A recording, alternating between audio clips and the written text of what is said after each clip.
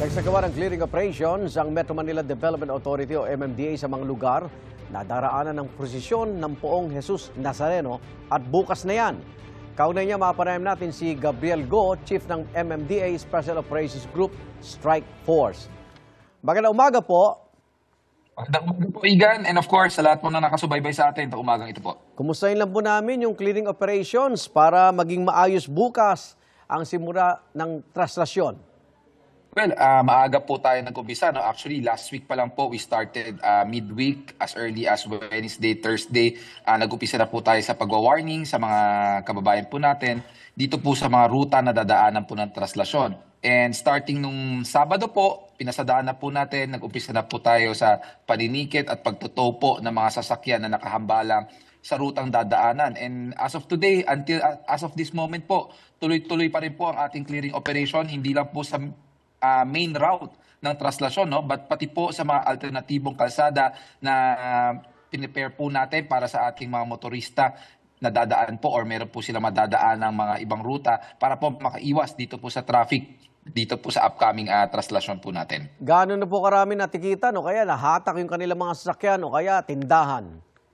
Well, we're counting, no, almost 100 vehicles na po ang ating natutow simula po nung Saturday. Well, actually, simula po nung Lunes, we're counting almost 100 po. Then more than 200 tickets issued na po tayo dito po sa mga ruta na dadaanan ng traslasyon. And of course, as I said po, no, pati po sa mga alternatibong kalsada na dadaanan ng mga trucks, ng mga private vehicles. And as regard naman po sa mga vendors or mga illegal na structure, maganda naman po, no? Actually, kasi yung clearing operation natin, hindi lang naman po natin sinasagawa ito during meron pong mga idaraos na event. We've been doing this for quite some time already. So, halos wala na po masyadong mga vendors. Ilan-ilan na lang po ang ating mga nasita at nakumpiskang mga obstruction po. Sa mga sasakyan, saan ho dinadala yan, Mr. Go? Well, lahat po ng natutow na sasakyan na illegal parking unattended, lahat po ito ay ini-impound po sa ating impounding area dito po sa Tumana, Marikina.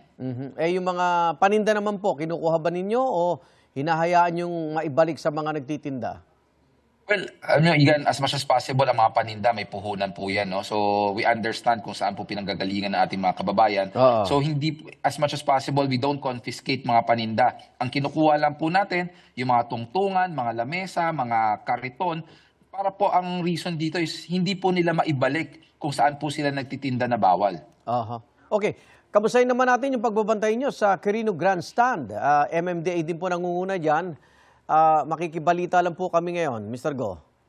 Well, ilang araw na po tayo, no, na nag-umpisa ang ating pagbabantay. We have been preparing for the crowd, yung crowd safety issues po natin. So maganda naman po ang ating preparasyon. Andiyan po ang ating mobile command center na nagbo-monitor na po ng ilang araw sa lahat po ng ruta and even the nearby areas po nito. And aside from sa pagbabantay po, no, we have also deployed our road emergency and ating mga emergency personnel just in case po na mangailangan during the day itself na mga emergency situations. And aside from that, andyan naman po ang ating mga key personnel or ang ating mga traffic enforcers na ang kanilang responsibilidad ay hindi lang po magmando ng traffic but to ensure na maayos po ang lalakaran ng traslasyon, maayos po ang parada at wala pong any untoward incident na mangyari po. Maraming salamat, MMDA Special Operations Strike Force Chief Gabriel Go. Ingat po kayo. Maraming salamat din po at magandang umaga po, Igan. Igan, mauna ka sa mga balita, mag-subscribe na sa GMA Integrated News sa YouTube para sa iba't ibang ulat sa ating bansa.